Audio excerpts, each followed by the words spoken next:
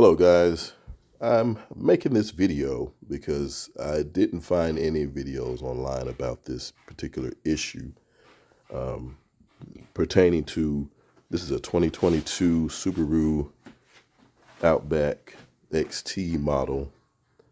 All the XTs have the same turbo setup and they have this oil cooler. Now I was having an issue, oil was leaking at this point. It was seeping up and it'll get blowback. It'll just get all over the motor. It even damaged some of the wiring. So I started getting check engine light codes. I took it to the dealer. They told me that I had spilled a lot of oil. I said, no, it's an oil leak. Of course, they want me to ride it and come back and so they can diagnose the oil leak. But I was always able to see oil seeping up here when the engine's running. When I turn the engine off, it goes away. So I'm like, well, the oil leak is coming from here somewhere.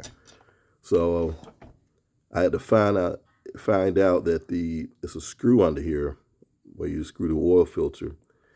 It's supposed to be torqued at 28.5 foot-pounds. So I checked the torque on it and it was a little loose. So I figured, oh, that must be it. Drove a little bit, started leaking again. Come to find out that now this model, I drove to a lot of highway miles on it. I got 150,000 miles on this engine already. But it's this is what the problem was.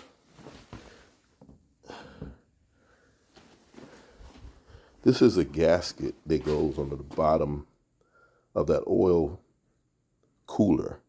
And as you see, it's smashed. And it wasn't stopping the oil. I mean, it was leaking. So I ended up ordering, this was $6 from Subaru. They charged $17 for shipping, but I paid about $25 total. But it finally came in the mail. And I'll just have to give the instructions because I apologize again for not showing you what I did. But basically, I drained the oil out. I said, well, I'll just make this an oil change. Drain the oil out, took the filter off. I ended up just taking off this hose. I moved the clamp back. I took this hose off. You know, coolant will skeet out a little bit, so have something to catch all of that. And it's a bolt under here that it's a 24 millimeter bolt that you unloose, and it's like a spindle attached to it. So you screw that out, and this whole piece come off. This whole assembly comes up, right? This from here, this whole assembly. It sits on this base, but this whole assembly comes up. And I would say be mindful of coolant leaking down in there. So try to make sure this hose is out the way when you do take it off if you decide to do it yourself. So I took it off. I replaced the gasket, put a little, lubed the gasket with a little oil. I put it back together. I hand tightened it, and then I torqued it, with the 24, I got a torque gun, torque stick, 28.5 foot-pounds torque, and put a filter back on, filled it with oil, ran it, and it's not leaking. So let me crank it up and show. Okay.